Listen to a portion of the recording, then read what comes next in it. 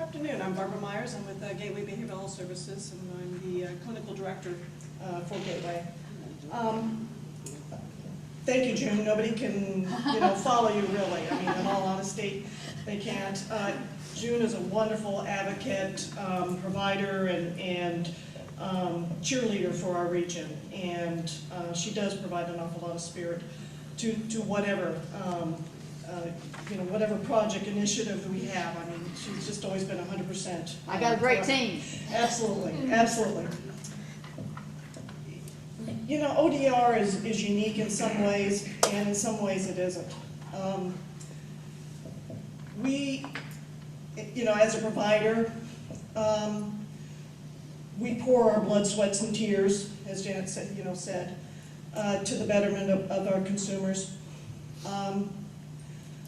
And as a public, I would think that that is an investment that it produces so much for society. When we think about it, when we have kids, we invest 18 years, and sometimes longer for those kids who are college bound, to make them into whatever our, their and our expectations are, and hopes and dreams are. And for those who, for whatever reasons, through disability, through misfortune, through tragedy, need that extra investment past their 18th year, sometimes earlier, in all honesty, but they need that extra time, effort, support, blood, sweat, and tears. What better outcome can we have to find a way that their growth, their potential, everything that we want any human being to have, it comes to fruition through a service such as ODR. When they go to jail, that investment goes away. When they end up in a hospital, no matter what kind of great care they may get there, that investment diminishes.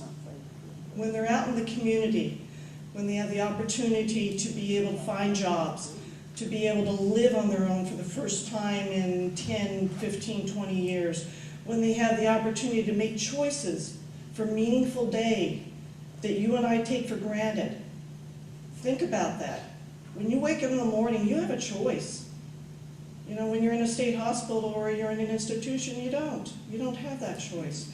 You don't have the ability to be able to look out there and into the world and say, you know what, this is what I want to be able to do today, and to make myself feel good, or to somehow fulfill a need, or to better myself.